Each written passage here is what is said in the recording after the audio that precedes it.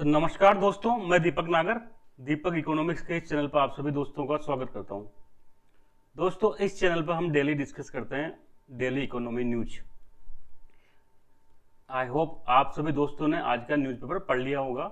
आज ये डेट 31 जुलाई 31 जुलाई है, जुलाई मंथ का लास्ट डेट है, मंडे। तो आई होप आप सब लोगों ने अब तक ये न्यूज़पेपर पढ़ लिया होगा। तो दोस्तों, आज ऐसी कोई इकोनॉमी की विशेष न्यूज नहीं है, लेकिन फिर भी मैंने आपके लिए दो न्यूज छाटी है जो जानना जरूरी है। एक तो इनकम टैक्स रिटर्न की आज लास्ट डेट है, इसके बारे में हम एक लाइन में जानेंगे, ज्यादा डिटेल में जानने की आवश्यकता नहीं है। और दोस्तों, एक जीएसटी में होता है सिस्टम, AAR करके एक संस्था होती है, अथॉरिटी फॉर एडवांस रूलिंग। इसने कुछ ऑर्डर जारी किया है कि जो हॉस्टल में रहते हैं किराए से, उस पर 12% जीएसटी लगेगा। तो ये क्या मुद्दा है, क्या चिंता की बात है कि हमारे लिए, जरूर इसको हम जानेंगे दोस्तों। तो सबसे पहले फर्स्ट न्यूज पे चलते हैं हम। Over 6 crore ITR field for 2022-23 physical year. तो आप सबको पता है 2022-23 का जो फाइनेंशियल ईयर कहते हैं इसको हम, ये कब से कब तक था? 1 अप्रैल 2022 से स्टार्ट हुआ और ये खत्म कब हो गया? 31 मार्च 2023। अब इस ईयर में जिसने भी अपनी क्या करा, कुछ इनकम कमाई है, उन सबको क्या करना पड़ता है? आप सबको पता है, इनकम टैक्स रिटर्न फिल करना होता है। तो दोस्तों, 2022-23 के फाइनेंशियल ईयर में अगर आपने कुछ इनकम करी है और उसको आप ITR के दायरे में आते हो, तो अपना ITR भर दें। आज लास्ट डेट है 31 जुलाई। इसके बाद काफी ज्यादा मात्रा में पेनल्टी लगेगी, पेनल्टी और इंटरेस्ट वगैरह पेमेंट करना पड़ेगा। इस सबसे बचने के लिए आप किसी भी प्रकार से आज 31 जुलाई को रात तक इस ITR रिटर्न को भर सकते हैं, नहीं तो इसके बाद आपको पेनल्टी का सामना करना पड़ेगा। तो यही न्यूज है। Over 6 crore ITR field for 2022-23 financial year जो था वो खत्म हो गया और इसकी जो ITR फिल करने की लास्ट डेट है 31 जुलाई। तो आज 31 जुलाई है, आप जल्दी से जल्दी अपने CA से कॉन्टेक्ट करें और अपना ITR फिल कर दें। तो ये तो एक छोटी सी इंफॉर्मेशन थी, मैंने आपको दे दी। जो मेन न्यूज है दोस्तों, वो अब आती है GST हॉस्टल रेंट। हॉस्टल का जो रेंट है, PG में हम रहते हैं, accommodation to attract 12% tax says Karnataka AAR। जो कर्नाटका में अथॉरिटी फॉर एडवांस रूलिंग है GST के अंडर में, उसने एक ऑर्डर दिया है कि भाई जो PG में रहते हैं, हॉस्टल में किराए से रहते हैं, उन पर 12% GST लगेगा। तो क्या अब तक नहीं लगता था? क्या मैटर है ये पूरा हम दोस्तों थोड़ा डिटेल में जानेंगे। सबसे पहले तो हम GST के बारे में जानते हैं। Goods and service tax, GST goods and services tax दोस्तों ये होता है भारत में। ये 1 जुलाई 2017 से लागू हुआ था, 1 जुलाई 2017 से लागू हुआ था। क्यों लागू किया गया? देखो दोस्तों, GST लागू होने के पहले GST बेसिकली एक इनडायरेक्ट टैक्स है। क्या है? इनडायरेक्ट टैक्स है, ये हम पढ़ चुके हैं। Direct indirect income tax type के जो टैक्स होते हैं वो डायरेक्ट होते हैं, और जो बाकी इनडायरेक्टली हम किसी बिजनेसमैन के थ्रू या कोई सर्विसमैन के थ्रू हम गवर्नमेंट को टैक्स देते हैं, वो इनडायरेक्ट टैक्स होते हैं। तो कई सारे इनडायरेक्ट टैक्स है। सेंट्रल गवर्नमेंट के अलग थे, स्टेट के अलग थे। जैसे ये स्टेट में आपको पता होगा एक वेट लगता था एक जमाने में, वेट या जिसको सेल्स टैक्स भी कहते थे। इसके बाद एंटरटेनमेंट टैक्स, ऑक्ट्रॉय टैक्स, दुनिया भर के टैक्स लगते थे। ऐसे सेंटर के भी कई सारे टैक्स थे। एक्साइज ड्यूटी थी, इसके बाद सर्विस टैक्स था, और कई सारे विभिन्न प्रकार के इनडायरेक्ट टैक्स लगते थे। तो इतने सारे टैक्स से क्या होता, गवर्नमेंट को बहुत मुश्किल होती थी। तो गवर्नमेंट का एक विचार आया कि भाई सबको मिला के एक टैक्स बना दो, जिसको क्या कहा GST। तो GST एक इनडायरेक्ट टैक्स है, और जो सारे पुराने जो और टैक्स थे जितने भी इनडायरेक्ट, उन सबको मिला के एक टैक्स बनाया गया। इसलिए इस GST को कहते हैं वन कंट्री वन टैक्स। ठीक है यहां तक। अब GST में दोस्तों कितने टैक्स स्लैब लगेगी? तो इसको GST में कई सारी टैक्स स्लैब बनाई गई है।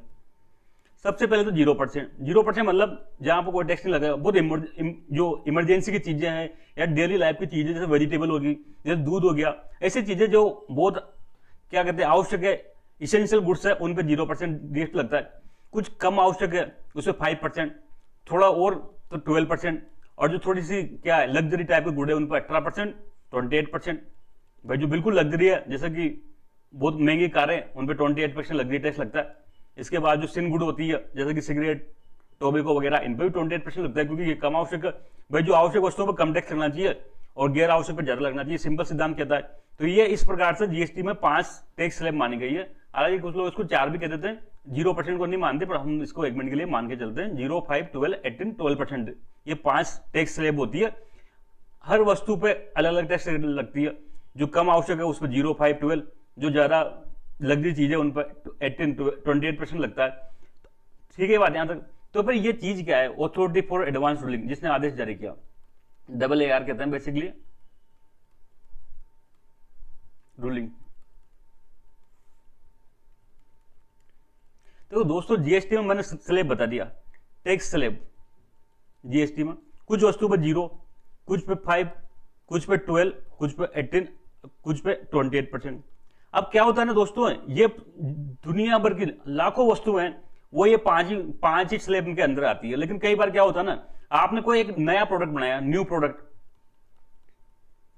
बनाया या न्यू सर्विस लॉन्च करी, और आपको लगता है कि ये पांचों के दायरे में नहीं आता, मतलब आप कंफर्म नहीं हो पा रहे, कि उस पर 0% टैक्स लगेगा, 5% लगेगा, 12% लगेगा, 18% लगेगा। तो ऐसी स्थिति में आप AAR के पास जा सकते हो।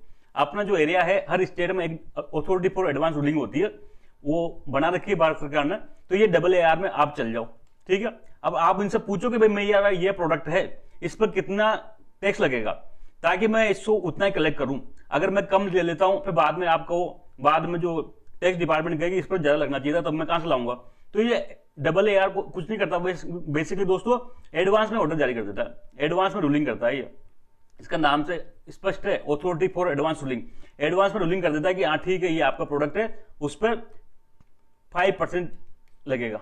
जैसे मैं एक बार बताता हूं, एक जमाने में चपाती और पराठा का विवाद होता, चपाती बनाई किसी रेस्टोरेंट में या, तो इस पर 0% था, मतलब टैक्स फ्री था। लेकिन आपने कुछ पराठा टाइप की चीज बनाई या पैकेट पराठा बनाया, अब आप इस पर श्योर नहीं हो कि पराठा चपाती में माने नहीं माने, इस पर कितना % टैक्स लगेगा। तो आप कहां जाओगे, आप AAR के पास चल जाओ, जिसको भी कंप्लेंट है AAR ऑर्डर कर देगा। क्या होगा कि है ना, इस पर कितना % टैक्स लगेगा, 5%, 12%, 18%, जितना भी होगा ये AAR बता देगा आपको, ताकि आप पहले से इन्फॉर्म हो जाओ। एक तरह से क्या है, एक तरह से जो जीएसटी लॉ है ना, उसकी व्याख्या कर रहा है ये। जीएसटी की जो टैक्स स्लैब है ना, उसकी क्या कर रहा है, व्याख्या कर रहा है। हमारा सुप्रीम कोर्ट भी यही काम करता है। सुप्रीम कोर्ट क्या करता है भाई, संविधान में क्या लिख रहा है उसकी व्याख्या कर रहा है। ऐसे ये टैक्स स्लैब बने तो हुए हैं, लेकिन कई बार कंफ्यूजन होता है। तो कंफ्यूजन दूर करने के लिए AAR के पास आप जा सकते हो। ये AAR दोस्तों, authority for advance ruling, her state में इसकी बेंच है। क्या कर रखा है, हर स्टेट में इसकी बेंच बना रखी है। कोई भी पर्सन जो इसके पास जा सकता है, इसके पास क्या कर सकता है, केस फाइल कर सकता है। ये नंबर डेमरेज का क्या करेगा, ऑर्डर पास कर देगा। अब जो ये ऑर्डर पास करेगा कि दोस्तों क्या वो लागू होगा, क्या उसका ऑर्डर का क्या नेचर होगा। तो दोस्तों जो ये AAR ऑर्डर देता है वो अपने स्टेट में कंपलसरी होता है, उसी स्टेट में लागू होगा भाई। जैसे अभी जो लेटेस्ट में AAR ने ऑर्डर जारी किया कर्नाटका बेंच ने, तो उसका जो एरिया है वो कर्नाटक ही है, उसका जुरिडिक्शन MP नहीं है, तो उसका ऑर्डर है ना MP पे लागू नहीं होगा। तो अपने स्टेट में कंपलसरी है, और अपने स्टेट में भी जिसने कंप्लेंट फाइल करी ना, उस पर तो कंपलसरी है ही है। जिसमें कंप्लेंट या केस फाइल किया ना, उस पर तो ये कंपलसरी है बिल्कुल, उसको तो मानना ही मानना पड़ेगा, चाहे और नहीं माने। और के लिए ये गाइडेंस के रूप में काम करेगा। लेकिन अगर मैंने केस फाइल किया, इस पे इतना टैक्स लगेगा, उसने बता दिया, तो उस स्टेट में मुझे तो उतना टैक्स भरना ही भरना पड़ेगा। ये AAR की खासियत होती है। अगर आप AAR के निर्णय से संतुष्ट न हो, तो भारत में आप जानते हो तारीख पे तारीख, अपील पे अपील तो चलती है। तो यहाँ भी अपील का कोई मौका है क्या, बिल्कुल है। यहाँ पे एक अपीलेट अथॉरिटी बना रखी है, appellate authority for advance ruling. ये AAR के लिए एक अपीलेट अथॉरिटी बना रखी है, इसको AAR कहते हैं दोस्तों, appellate authority for advance ruling, AAR कहते हैं। आप यहाँ पे अपील कर सकते हो। तो ये तो पूरी मैंने मोटा मोटी आंकड़ा बता दी। अभी विवाद क्या था, अभी बेसिकली कर्नाटका में एक बिल्डर टाइप का था। ये क्या करता था, ये है ना हॉस्टल वगैरह बनाते थे, हॉस्टल PG वगैरह बना के उसको रेंट पे देते थे, ठीक है। और दोस्तों जो हाउसिंग यूनिट होती है ना, हाउसिंग रहने के लिए कोई घर वगैरह बनाए ना, हाउसिंग यूनिट वगैरह, इस पर GST फ्री है। GST क्या होता है, फ्री है, इस पर GST नहीं लगता। अभी आपको रहने के लिए घर बना रहे हो, रह रहे हो परमानेंट, उसमें तो उस पर क्या होता है, GST नहीं लगता। तो ये PG वगैरह भी इसी में गिनती होती थी। जैसे हॉस्टल है, तो हॉस्टल भी तो एक घर है जिसमें बच्चे लोग रहते हैं, स्टूडेंट पढ़ते हैं। तो इस पर भी क्या होना चाहिए, एक तरह से 0% जो GST फ्री होना चाहिए, 0% GST लगना चाहिए। लेकिन यहाँ पर कुछ विवाद हो गया था, तो ये कर्नाटका में जो बिल्डर थे, ये गए AAR authority for advance ruling Karnataka के पास गए, कर्नाटका जिसकी बेंच बेसिकली बेंगलुरु में है। ये बेंगलुरु में इन्होंने करी कि भाई आप हमको बताओ कि जो ये हॉस्टल में PG में इस पर क्या स्थिति है। तो ये AAR कर्नाटका कहना है कि जो हॉस्टल है, हॉस्टल में आप बच्चे लोग रह रहे हैं या PG में किराए से रह रहे हैं, हॉस्टल में रेंट पर रह रहे हैं, PG में रेंट पर रह रहे हैं, ये हाउसिंग कार्य नहीं है। हाउसिंग का काम होता है परमानेंट रहते हैं, ये तो टेम्परेरी काम है। ये बेसिकली इस पर, और इसलिए इसको हाउसिंग नहीं मान के इस पर 12% GST लगेगा। अब सब लोग जो बच्चे लोग किराए से रहते हैं घरों में, हम यहाँ जयपुर में कई लोग स्टूडेंट पढ़ते हैं, हॉस्टल में रहते हैं, पीजी में रहते हैं, उन सबके लिए चिंता की बात होने वाली। क्यों? क्योंकि अब उनका जो रेंट देना पड़ेगा उस पर 12% जीएसटी लगने वाला है। तो ये एक चिंताजनक बात है। हालांकि कर्नाटका बेंच का ऑर्डर आपको पता है कर्नाटका में लागू होगा, कर्नाटका में केवल बिल्डर के उसी पे लागू होगा, बाकी लिए गाइडेंस का काम करेगा। ये ऑर्डर राजस्थान पे लागू नहीं होगा। क्या होगा? राजस्थान पे लागू नहीं होगा। इसलिए राजस्थान का अगर कोई है तो अभी चिंता करने की बात नहीं है। अब इसका लॉजिक क्या है दोस्तों? दोस्तों क्या है ना, एक ही बिल्डिंग का दो तरह से उपयोग हो सकता है। सपोज करो मैंने एक हॉस्टल बनाया, एक तो इसमें स्टूडेंट रह रहे हैं जयपुर में, लेकिन दोस्तों ये गोवा जैसे सिटी में क्या होता है, गोवा या जितने भी टूरिज्म स्थल है ना, टूरिज्म स्थल है, यहां पर इनका दुरुपयोग होता है। ये हॉस्टल पीजी में क्या करते हैं, टूरिस्ट को रुकाते हैं, टूरिस्ट को रुकाते हैं और हेवी चार्ज करते हैं, हेवी चार्ज करते हैं। आप गोवा में जाओ, आपको हॉस्टल मिल जाएगा रहने के लिए, पीजी मिल जाएगा, 2,000 रुपए, 2,500 रुपए, 3,000 रुपए पर डे देते हैं। तो कहीं ना कहीं डबल IR की मानसिकता ये होगी कि इस टाइप का जो काम कर रहे हैं टूरिज्म के लिए, हॉस्टल या पीजी, इस पर जीएसटी जरूर लगना चाहिए, क्योंकि खुद इतना पैसा कमा रहे हैं। अब इस पर नहीं लगना चाहिए स्टूडेंट पे। तो देखते हैं आगे गवर्नमेंट क्या क्लियर करती है। अब ये मैटर गवर्नमेंट के पास जाएगा, जीएसटी काउंसिल में हो सकता है इस पर डिस्कस हो, लेकिन फिलहाल के लिए कर्नाटका गवर्नमेंट ने मान लिया कि जो कर्नाटका जो डबल IR ने यह माना है कि जो हॉस्टल या पीजी है उस किराए पर दे रहे हैं उस पर 12% जीएसटी लगेगा। तो अब देखते हैं आगे इसका क्या डेवलपमेंट होता है। फिलहाल के लिए तो इस पर कई सारे मीम चल रहे हैं कि गवर्नमेंट अब किसी को नहीं छोड़ेगी, सांस लेने पर भी जीएसटी नहीं लग रहा, बाकी सब पर जीएसटी लग रहा है, किराए से रह रहे हैं हॉस्टल में उस पर भी आपको जीएसटी लगेगा क्या। कई सारे मीम कल से इस पर चल रहे हैं, मैंने भी देखे थे। तो देखते हैं आगे इसका क्या डेवलपमेंट होता है, गवर्नमेंट क्या डिसाइड करती है। ये तो एक रूलिंग है जो सिंगल केस में मिली है, उसका कोई बहुत ज्यादा व्यापक रूप पर उसको लागू नहीं कर सकते।